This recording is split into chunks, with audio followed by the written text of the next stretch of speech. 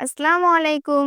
সবাই কেমন আছেন? আশা করি আল্লাহর রহমতে সবাই ভালো আছেন। তো চলুন আজকে মজা করতে করতে আরেকটা গল্প শেয়ার করি। আজকে যে ডিজাইনটা করব, সেই ডিজাইনের নাম দিয়েছি আমি কুমিরের গায়ের ডিজাইন। হাসি পাচ্ছে, তাই না? বলছি এর পেছনে কারণ আমি সেটা এখনই বলছি। মূলত আজকে আমি হাত ভর্তি করে মেহেদি পরবো। আর এটা হচ্ছে আমি প্র্যাকটিস কোন দিয়ে করছিলাম। যদিও ভিডিওটা অনেকদিন আগেই করেছিলাম। তো এখন আসি কুমিরের গায়ের ডিজাইন কেন বলছি। মূলত আমি কালো মানুষ আর মেহেদিটাও হচ্ছে প্র্যাকটিস কোন সেটা বুঝতেই পারছেন। সো হাত ভরে যখন আমি মেহেদিটা পরি পরবর্তীতে আমার কেমন যেন ডিজাইনটা দেখে মনে হচ্ছিল এটা হচ্ছে কুমিরের গায়ে যেমন আঁশের মতো থাকে না, খোসকা খোসকা থাকে না, যেমন লাগছিল, যার কারণে আমি এই নামটা দিয়েছি। আপনাদের কাছে কি মনে হয় বলেন তো, নামটা কি যথাযথ হয়েছে? পুরো হাত ভরে আজ আমি মেহেদি দিয়েছি, তো সম্পূর্ণ ফুল ফুল দিয়েছি। আচ্ছা, আরেকটা হাসির কথার পাশাপাশি একটা দুঃখের কথাও বলি। এই যে আমি কালো,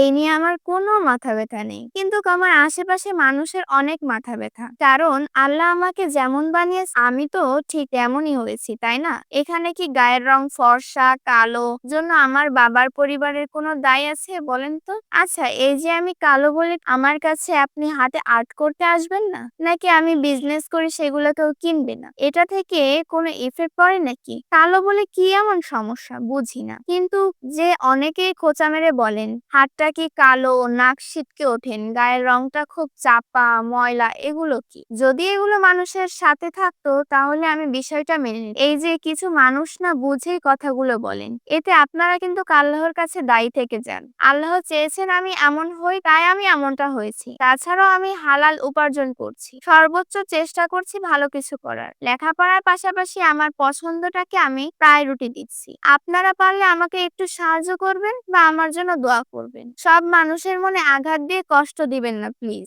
আমি কালো বলে কি আমার হাতে মেহেদি পড়তে ইচ্ছা করে না? বলেন তো আপনার বিবেকে কি বলে? আমারও না অনেক সময় শুনতে খারাপ লাগে। তো যাই হোক, মূল বিষয়ে আসে, অর্থাৎ আমার ডিজাইনের কথা বলি। নিচে আমি 4টা ফুল দিয়ে উপর ময়ূরের মতো করে পাখা দিয়ে উঠিয়ে দিব ডিজাইনটা। দেখেন আমি কিন্তু সবসময় ইজি ডিজাইন গুলোই করি। যারা আমার ভিডিওটা দেখে তারা খুব সহজেই ডিজাইন গুলো করতে পারবে। মূলত আমি আমার কিছু প্রিয় আপুদের কথা মাথায় রেখে আমি নিজে ডিজাইন গুলো করি, কারণ তারা সবসময় আমাকে সাপোর্ট করে আর বলে তুমি যেভাবে এগোচ্ছ সেভাবে এগিয়ে যাও, তবে ডিজাইন গুলো সহজ করো যাতে আমরাও সেম ডিজাইনটা রিক্রিয়েট করতে পারি। তো আমি ডিজাইনটা করে কিছু ছোট ছোট পাতা ডিটেলস দিয়ে দিব।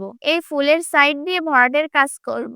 জানেন আজকে কি হয়েছে, এই ডিজাইন গুলো করতে করতে ভরাটের কাজগুলো করার সাইড থেকে না আরো কয়েকটা ফুল এঁকে দিই। তো যেই ভাবনা সেই কাজ, আমি সাইড থেকে আমার মন মতো আরো কিছু ফুল দিলাম। আসলে আমার খুব ইচ্ছা করছিল এই জায়গাগুলোতে আরো ফুল দিতে। এখানে যদি কোনো ক্লায়েন্ট হতো তাহলে তো নিশ্চয়ই এমন করতে পারতাম না, কারণ তার রেফারেন্স পিকচার থাকতো, আমাকে সেই অনুযায়ী ডিজাইন করতে হতো। আর নিজের হাত পেয়েছি তখন তো আর কোনো বাধা নিষেধ কোনো কিচ্ছু মানা যাবে না, যেটা মন চায় সেটা। তো দেখতেই পাচ্ছেন ছোট ছোট ফুলগুলো আমি সাইড থেকে দিয়ে দিচ্ছি বড় ফুলগুলোর পাশ দিয়ে। এরপর একটা ডালের মতো এঁকে এটা একটু পাতায় এঁকে উঠিয়ে দিব। যে অংশটুকু ময়ূরের মতো করেছিলাম ওই অংশটুকু চারপাশে আমি ছোট ছোট ফুল দিয়ে দিব। নখের সোজাসুজি একটা শঙ্খ উঠিয়ে দিব। আর পাশটা ফাঁকা ফাঁকা লাগছিল, তাই কি করব বুঝতে পারছিলাম না। আর সেই কাজটাও ভরাট করার জন্য আমি ড্র ডিজাইনটা করে নিব। আর সর্বশেষ নখের ডিজাইন গুলো কমপ্লিট করব।